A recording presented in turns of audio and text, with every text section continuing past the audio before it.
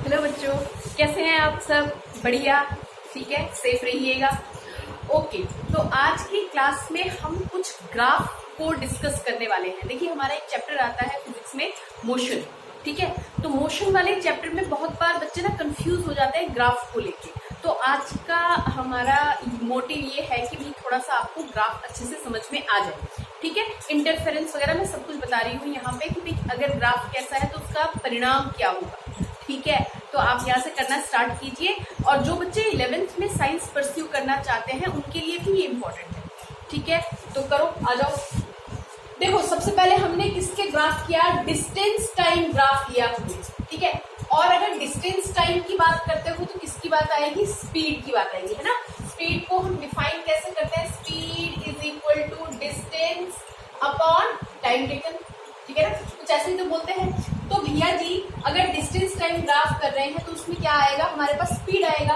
तो हमने लिखा कि nature of distance time graph. Distance time graph का नेचर कैसा होगा, अभी ड्रॉ करके समझाती हूँ। Nature of distance time graph, और उस ग्राफ को देख के हम उसका क्या रिजल्ट निकालेंगे या उसका क्या मतलब होगा। स्टार्ट करें, चलो। देखो, पहला है parallel to the time axis. अगर हमारा डिस्टेंस टाइम ग्राफ हमने बनाया, देखो जरा ध्यान से समझिएगा। डिस्टेंस और टाइम ग्राफ, यहाँ पे हम क्या लेते हैं? टाइम। वेरिएबल्स को जनरली यहाँ पे रखा जाता है। ठीक है, टाइम, और यहाँ पे हमने क्या ले लिया? डिस्टेंस। डिस्टेंस किसमें लोगे? डिस्टेंस मीटर, किलोमीटर, जिसमें भी लेना चाहते हो ले लो। टाइम उस हिसाब से सेकंड या पर आवर में जो भी आप लेना चाहते हैं ले लीजिए। ठीक है, तो डिस्टेंस टाइम ग्राफ पे अगर parallel to the time axis, अगर ग्राफ आपका ऐसा पैरेलल आ जाए, टाइम एक्सिस के पैरेलल आ जाए, यानी कि डिस्टेंस, देखो डिस्टेंस क्या हो रहा है? डिस्टेंस कुछ कवर ही नहीं हो रहा। जब हमने 0 पे देखा तो भी ऑब्जेक्ट यहाँ पे था, कोई गाड़ी और कोई ऑब्जेक्ट हमारी यहाँ पे है। जब हमने 5 सेकंड बाद देखा या 5 मिनट बाद देखा तब भी यहाँ पे हमारे पास गाड़ी रुकी हुई गाड़ी है। तो यानी हमारे पास अगर ग्राफ ऐसा आ जाए कि टाइम के पैरेलली चला जाए, डिस्टेंस टाइम ग्राफ का कैसा दिख रहा है? पैरेलल, तो इसका मतलब स्पीड क्या है? 0। अब 0 स्पीड का मतलब क्या है? गाड़ी रुकी हुई है, स्टेशनरी है, रेस्ट पे है। बात समझ में आई थी? ठीक है, तो ऐसा ग्राफ देख के ही हमें पता चल जाएगा कि बॉडी किस पे है, बॉडी इज एट रेस्ट। बोलो, समझ में आई बात? अच्छा, अगला, a straight line that has constant angle theta with the time axis. अब जरा समझिए, हमारे पास ग्राफ ऐसा ना हो, बल्कि ग्राफ हमारे पास कैसा हो? इस तरह का कोई ग्राफ हो कि भैया यहाँ पे आ गया हमारे पास डिस्टेंस, मैं DIS लिख रही हूँ, डिस्प्लेसमेंट मत सोचना। अच्छा चलो, DIST लिख दिया। ठीक है, और यहाँ पे हमने क्या ले लिया? टाइम। ठीक है, ओके। डिस्टेंस टाइम ग्राफ पे एक स्ट्रेट लाइन आ रही हो और एक एंगल बना रहा हो थीटा, किसके साथ? टाइम के साथ। तो यानी ये वाला एक स्ट्रेट लाइन दिख रहा है, स्ट्रेट लाइन टाइम के साथ क्या एंगल बना रहा है? थीटा। टाइम के साथ कैसा एंगल बना रहा है? थीटा। तो भैया जी, आप कहीं पर भी यहाँ पे ऐसे निकाल के देख लो, यहाँ ऐसे निकाल के देख लो, थीटा की वैल्यू कहीं पर भी चेंज नहीं हो रही। जितना थीटा यहाँ पे उतना ही थीटा यहाँ पे, उतना ही थीटा यहाँ पे। बात समझ में आ रही है? यानी कि थीटा मेरा क्या है यहाँ पे? कांस्टेंट। और कैसी लाइन है? स्ट्रेट लाइन है। तो बेटा, ये डिस्टेंस टाइम के बीच में ये जो स्लोप आता है ना, स्लोप इस तरह का है ना। जब आप 10th क्लास में जाएंगे तो आपको ट्रिग्नोमेट्री पढ़ाई जाएगी, उसमें perpendicular by base tan theta एक एंगल लेते हैं, tan थीटा। आप नहीं समझ में आता तो कोई बात नहीं, यहाँ से ऐसे समझो, डिस्टेंस और टाइम के बीच में अगर एंगल ये क्या रहे? थीटा फिक्स रहे, किसके साथ? टाइम एक्सिस के साथ। तो हमारे पास स्पीड कैसी होगी? यूनिफॉर्म स्पीड होगी। भैया कैसी स्पीड होगी? यूनिफॉर्म स्पीड होगी। अगर आपसे कोई पूछता है कि ऐसा कोई ग्राफ बना दिया और आपसे पूछ लिया, ये रहा हमारा डिस्टेंस और ये रहा हमारे पास टाइम और ये बना एंगल, ऐसे बताओ कि किस नेचर का ग्राफ है ये? डिस्टेंस और टाइम है तो स्पीड देगा, लेकिन कैसा स्पीड देगा? यूनिफॉर्म स्पीड देगा। क्यों? क्योंकि एंगल कहीं पर भी क्या नहीं हो रहा? चेंज नहीं हो रहा। अब जरा सुनो, ये बहुत इंपॉर्टेंट चीज बता रही हूँ। स्लोप क्या होगा? Perpendicular by base. भैया परपेंडिकुलर ये चीज है, अगर मैं यहाँ पे ही ड्रॉ करती, देखो जरा ध्यान से, अगर मैं इसको ऐसे ड्रॉ करूँ तो ये मेरे पास क्या हो गया? परपेंडिकुलर। परपेंडिकुलर से ऑपोजिट क्या बनता है? Angle theta. ये क्या है? बेस है। ये क्या है? हाइपोटेन्यूज है। ठीक है, तो perpendicular by base, perpendicular by base में क्या देगा? स्पीड देगा। यानी कि स्लोप जो है वो हमें कैसा स्पीड दे रहा है? यूनिफॉर्म स्पीड दे रहा है। बोलो बच्चे, बात समझ में आई? Slope is equal to perpendicular by base, है ना। और ये जो है थीटा वो हर जगह पे क्या बन रहा है? मेरे पास फिक्स है, थीटा की वैल्यू चेंज नहीं हो रही। होगी तो स्पीड कैसी आएगी, यूनिफॉर्म स्पीड आएगी, राइट। इतनी बात समझ में आ गई। अगला देखिए, अगर अच्छा एक चीज और, greater the angle theta greater the speed, बहुत मजेदार चीज है और बहुत 1 मार्क के क्वेश्चन भी बनते हैं। अगर मान लीजिए ग्राफ में आपके पास कुछ ऐसे दे दिया, डिस्टेंस ले लो और यहाँ पे टाइम ले लो, टाइम, और यहाँ पे क्या ले लो, डिस्टेंस, ठीक है, मीटर किलोमीटर तुम्हारी मर्जी है, जैसा भी लेके यहाँ ओके, ये आपको जो दिया हुआ होगा। मान लो आपके पास इस पे 2 ग्राफ दिख गए, ठीक है, 2 ग्राफ दिख गए। अब देखो ये जो मान लो ये ए बॉडी का ग्राफ है, ये बी बॉडी का ग्राफ है, तो ए जो है वो टाइम के साथ एंगल बना रहा है θ1 और बी जो है वो टाइम के साथ एंगल बना रहा है θ2। कौन सा एंगल ज्यादा, बी वाले का टाइम के साथ एंगल क्या है, ज्यादा है। अगर जिसका एंगल ज्यादा होगा उसकी स्पीड भी क्या होगी, ज्यादा। जिसका एंगल ज्यादा होगा उसकी स्पीड भी क्या होगी भाई लोग, ज्यादा। जिसका एंगल कम उसकी स्पीड भी क्या है, कम। यानी इसी वाली बॉडी में, अगर इसी वाले ग्राफ में हम कहते हैं कि किस बॉडी का स्पीड ज्यादा है, तो आपको देख के पता चल जाएगा ए का थीटा टाइम के साथ क्या बन रहा है, कम।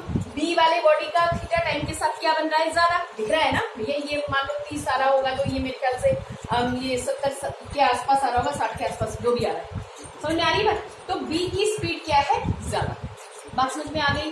जितना बड़ा स्लोप है ना, जितना स्टीप उतना ही ज्यादा स्पीड, ठीक है, ठीक है, ओके।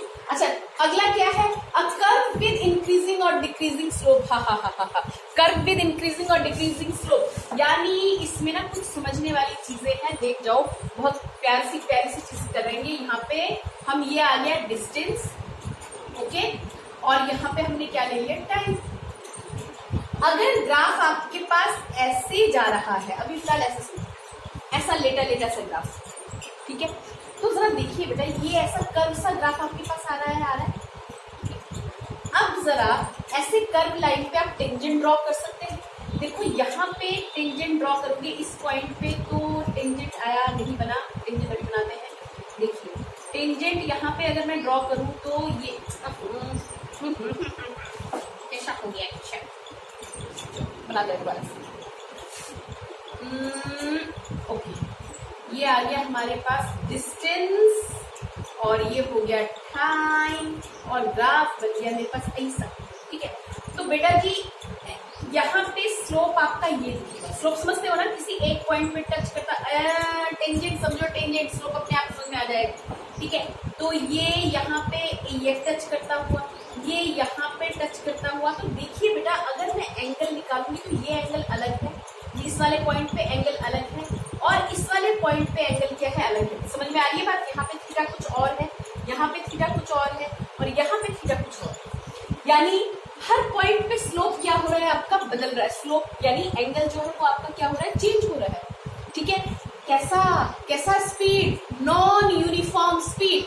हर पॉइंट पे थीटा की वैल्यू क्या हो रही है, चेंज हो रही है। स्लोप डाल के देख लो, देखो पहले स्लोप ऐसे था, ऐसे इस वाले पॉइंट पे, फिर थोड़ा सा ऐसे हुआ, फिर ऐसे हुआ, समझे। पहले कैसे जा रहा था, एंगल ऐसे जा रहा था, फिर थोड़ा सा एंगल ऐसे हो गया, फिर एंगल ऐसे हो गया। स्लोप और ये कैसे जा रहा है, इंक्रीजिंग, कैसे जा रहा है, ऊपर की तरफ बढ़ता हुआ जा रहा है ना, तो इंक्रीजिंग, ठीक है। दूसरी बात और सबसे इंपॉर्टेंट बात कि भैया ये ग्राफ कैसा शो हो रहा है, नॉन यूनिफॉर्म। कैसा, नॉन यूनिफॉर्म। क्यों ऐसा हो रहा है, ऐसा इसलिए हो रहा है कि हर पॉइंट पे वैल्यू क्या हो रही है, चेंज। और एक और अच्छी सी चीज समझते जाओ, ये खास इंस्टेंट पे यानी θ1 जो होगा ना, वो आपको या उसका जो ये स्लोप है किसी खास टाइम पे खास स्पीड को दिखाएगा।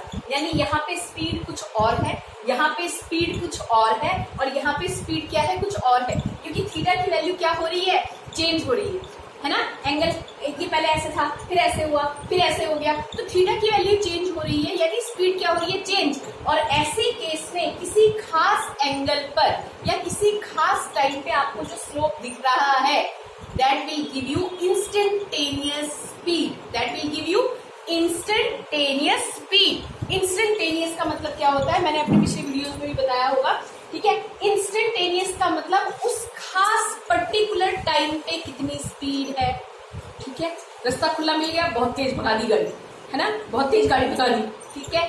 तो ये हो गया हमारे पास इंस्टेंट, यानी उस खास टाइम पे, जिस टाइम पे आपसे पूछा गया उस खास टाइम पे कितनी स्पीड है, क्योंकि यहाँ पे स्पीड अलग होगी, यहाँ पे स्पीड अलग होगी। मैंने अगर आपसे पूछा कि बताइए यहाँ पे मान लो टाइम मेरे पास 10वां सेकंड है या 10वां मिनट है, 10th मिनट पर मेरे पास स्पीड कितनी है, तो आप यहाँ से बता दोगे इस वक्त जितनी स्पीड होगी दैट स्पीड इज इंस्टेंटेनियस। आपसे किसी ने कहा 15वें पे कितना होगा, तो 15वें पे भैया यहाँ पे दिखाओगे, तो ये स्पीड क्या होगी, इंस्टेंटेनियस। बोलो बात समझ में आई, कितनी बात समझ में आई? अगर ये आपको समझ में आ गया तो आगे की ग्राफ भी बहुत आसान है। जैसे मैंने डिस्टेंस टाइम ग्राफ और स्पीड के साथ मैंने आपको सारा बताया, बिल्कुल यहाँ पे कर दो आप displacement time graph and velocity, displacement time graph and velocity. आओ जरा इसी को करते हैं, बिल्कुल सेम रखेंगे। देखो displacement time graph and velocity, देखो बेटा सेम पॉइंट्स रखे हैं, बस अब हम नेचर को थोड़ा सा बदल देंगे। कहने का मतलब ये है कि अब डिस्टेंस टाइम नहीं, डिस्प्लेसमेंट टाइम ग्राफ और वेलोसिटी। डिस्प्लेसमेंट टाइम ग्राफ अगर है तो क्या देगा वेलोसिटी, क्यों? क्योंकि वेलोसिटी जो होती है that is displacement covered by body with given time, with respect to given time, है ना, ये तो हम बोलते हैं, ठीक है। तो इसलिए डिस्प्लेसमेंट टाइम अगर है तो क्या दिखाएगा वो वेलोसिटी, यानी यहाँ पे डायरेक्शन का फर्क होगा, ठीक है। लेकिन जो भी हमने पॉइंट्स किए थे ना, जो भी हमने डिस्टेंस और क्या किया था, डिस्टेंस टाइम का स्पीड के साथ किया था ना, यहाँ पे डिस्प्लेसमेंट टाइम का वेलोसिटी के साथ सारे ही पॉइंट्स ऐसे रहेंगे, बस वेलोसिटी आ जाएगा, स्पीड हटा। देखो अगर पैरेलल टू टाइम एक्सिस या एक्स एक्सिस पे है तो क्या जीरो होगा, वेलोसिटी इज जीरो। भैया जी क्या जीरो होगा, वेलोसिटी जीरो होगा, यानी बॉडी किस पे है, रेस्ट पे।